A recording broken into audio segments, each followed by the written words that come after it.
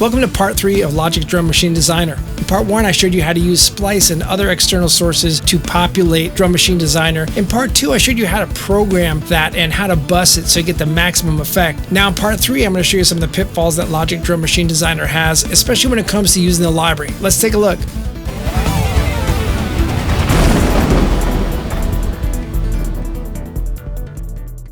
So let's take a look and see what happens if you just pick some of Logic's things. Because I do want to juxtapose what is given to you versus what we just did here. So let me do this by opening up a fresh drum kit in Logic using Drum Machine Designer. And I'm going to go ahead and open up that library. And if I go to the library and I go to electronic drum kits, I can pick a drum kit like, let's use Blazing Hot. Click that in, and now you'll see why I have an issue with this. So again, it's brought up a reverb and delay, which in and of itself, if you're not doing a tab system, is not totally egregious. But what I think is egregious is it starts with 8 effects, 2 of which are on, but the channel EQ is clearly not doing anything, and the pedal board doesn't appear to be active either. Okay, none of these are happening. So it's deciding things for you that, do I really need all this? And you got a compressor, an overdrive, a bit crusher, an enveloper, stereo delay. Come on, people. We want to decide on our own. But what's even worse is when you open this up, first of all, you've got like this crazy color-coded combination, which you may be great with. Like, I like the colors. They're great. Good. Color yourself silly. When you really bring this into, let's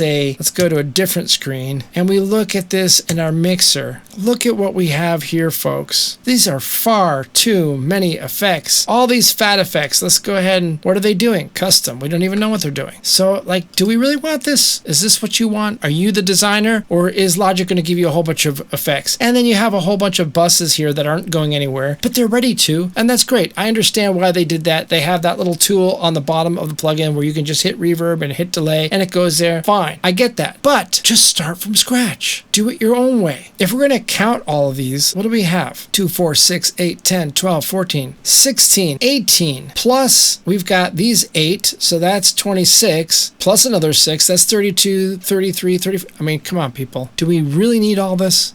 Do you? I don't love this, honestly. Sure, it's all dialed in. And you might be like, hey, I don't care, man. Like, what I'm trying to do is prevent you from having a mixing nightmare. It's just like, I got all these effects, and then, am I supposed to use these? Do I turn these on? Do I turn them off? Are they preset? What's happening here? Just decide on your own. So yeah, it might be...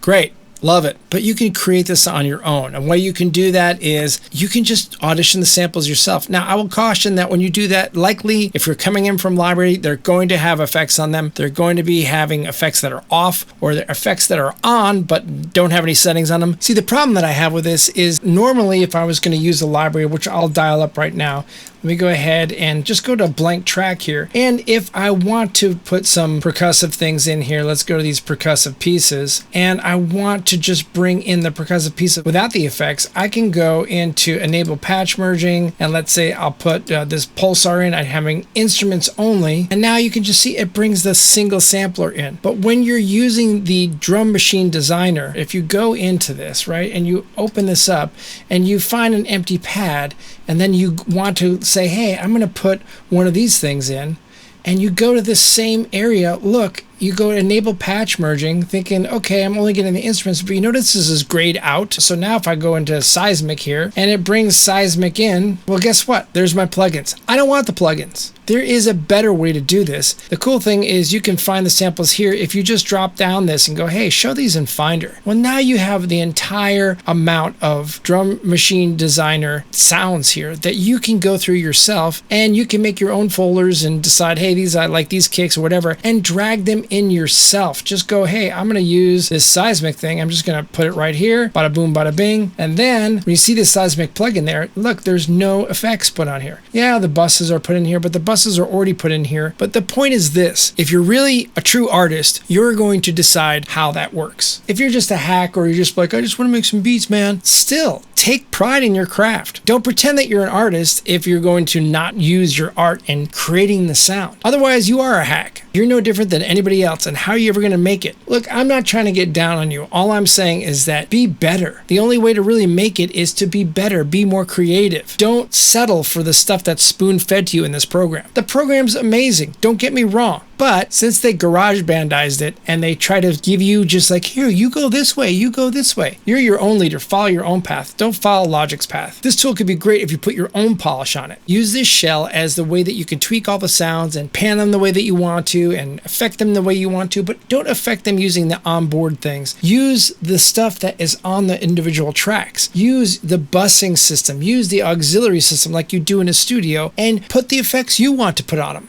So it's really something that you can dial in anything that you want to, but I always suggest use your own sounds if you have them. And when you're using that drum machine designer, don't use all the bells and whistles that it has. I always say stay away from library because it's just too much junk that comes with it. And frankly, we all are using outside sounds anyway. You might as well use it as a platform, but know what you're getting into. Know that it's not one plugin. You're doing quick samples for every single track. Maybe there's a better alternative for you. I think it can be an effective tool if you know how to tweak it behind the scenes and get rid of some of the extraneous stuff that Logic's putting in it. But what do you think? Do you think, hey, I just love it, I don't care about the extra effects, you're crazy? Or are you like me and you're just like, hey, you know what, I like to have my own control. I'm the artist here. I'll decide what effects go on here. I'll decide the routing. I'll decide which sounds are going to go on here. Let me know in the comments. I'd like to know. I'd like to have a dialogue with you. If you like this video, give it a thumbs up. If you haven't subscribed yet, click that subscribe button, click the bell icon to be notified of future videos, and follow me on Instagram at GGabrielMusic. Let me know what techniques you are using too in the comments.